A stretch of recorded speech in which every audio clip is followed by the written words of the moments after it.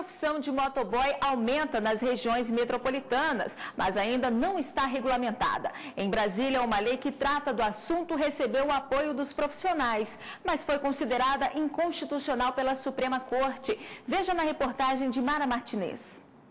A iniciativa de legalizar a profissão de motoboy começou na Câmara Legislativa do DF. O texto diz que motoboy é aquele profissional que busca e entrega encomendas utilizando como transporte a motocicleta.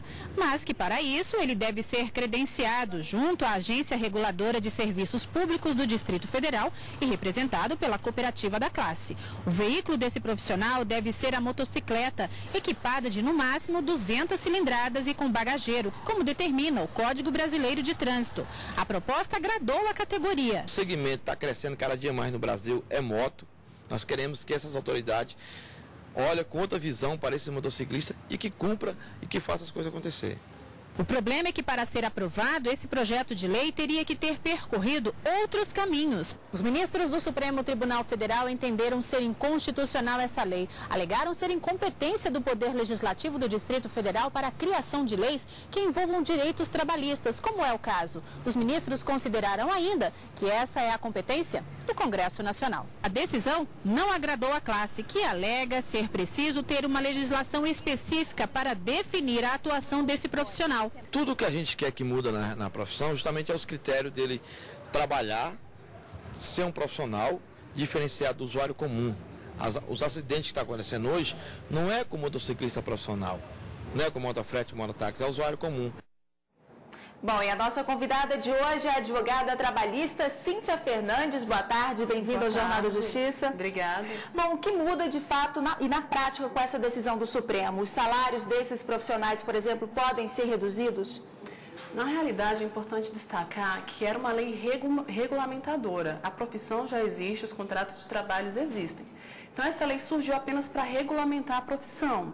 Então, julgada inconstitucional essa lei, não vai ser reduzido os salários dos motoqueiros, dos motoboys, porque existem convenções coletivas, acordos coletivos de trabalho que já determinam o piso salarial da categoria e os salários dos motoboys. Agora, então, mesmo não tendo uma regulamentação, uma lei que regulamente de fato, isso não significa que eles não tenham direitos trabalhistas, né? Eles continuam com os direitos trabalhistas. É importante destacar que essa lei era uma lei do Distrito Federal. Porém, existe uma lei federal, que é a Lei 12.009 de 2009, sancionada pelo ex-presidente Lula, que regulamenta a profissão dos motoboys e mototaxistas.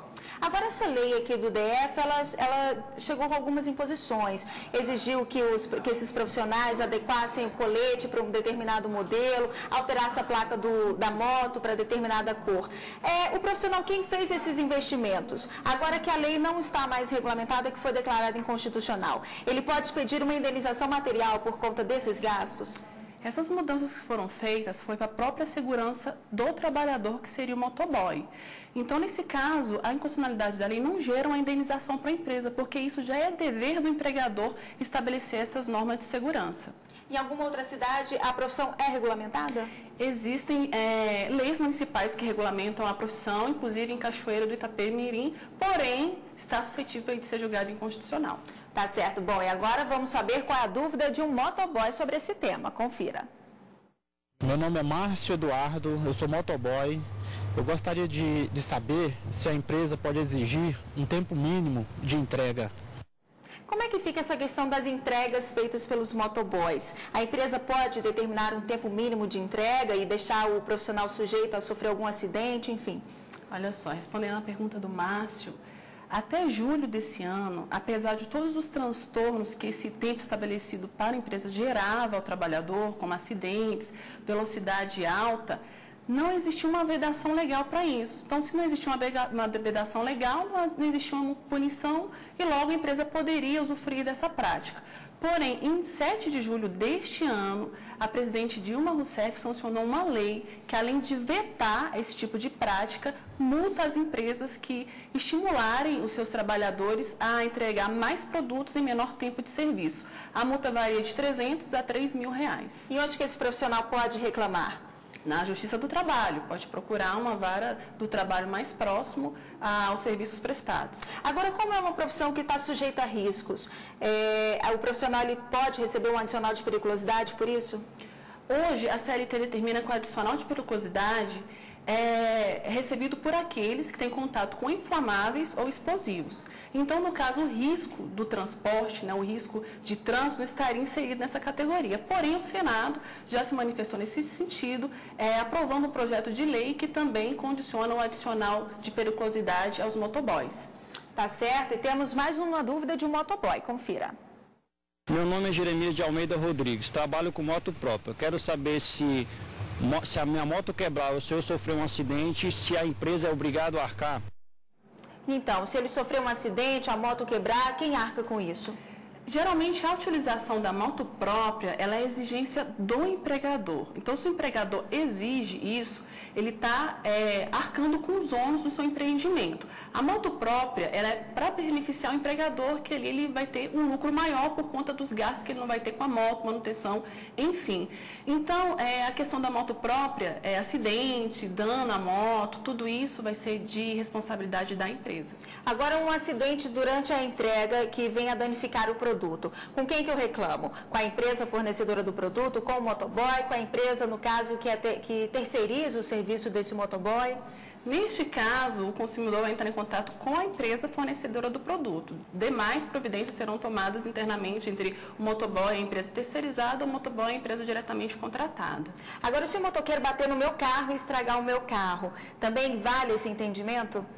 Ele estava durante o trabalho. O que pode acontecer é a empresa se responsabilizar pelo dano ali e mais tarde cobrar do motoboy. Como é que deve ser um contrato de trabalho com um motoboy? Geralmente são profissionais terceirizados, né? Ou pessoas jurídicas, né? Geralmente são terceirizados que prestam atividade, né, para alguma empresa que não tem aquela atividade fim do motoboy. O contrato de trabalho com os terceirizados deve ser um contrato regido ali pelos requisitos estabelecidos na CLT. Tá certo, e vamos a mais uma dúvida sobre o tema de hoje. Vamos ouvir. Meu nome é Vicente Francisco da Silva, sou motociclista. A empresa é obrigada a fornecer equipamentos de segurança para mim? Ela é obrigada ou não? A consolidação das leis do trabalho, ela exige que o empregador forneça gratuitamente equipamentos de segurança para o seu trabalhador. Então, logo, ela é responsável e ela é obrigada a prestar esse serviço. Quando que o motoboy pode ter caracterizado o vínculo empregatício? O vínculo empregatício ele é caracterizado quando aqueles requisitos que a CLT estabelece, eles se tornam práticos. Quais sejam? Subordinação, pessoalidade, habitualidade, onerosidade e alteridade. Se todos esses requisitos estiverem configurados na relação de trabalho, de emprego, teremos um vínculo de emprego.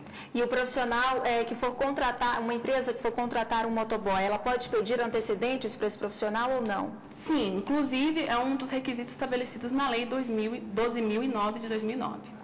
Agora, se o funcionário, se esse motoboy levar muita multa por estacionar em lugar proibido, não usar os equipamentos de segurança, capacete, enfim, ela pode demiti-lo por isso? Sim, porque ela é responsável pelas consequências que é gerada em decorrência disso. No caso, uma demissão por justa causa, Sim. Né? Ele sai, então, sem ganhar os direitos de uma demissão sem justa causa. Sim, né? na demissão por justa causa tem os seus direitos, porém eles são minimizados. Tá certo. Muito obrigada pela entrevista e tenha uma boa tarde. Obrigada, boa tarde.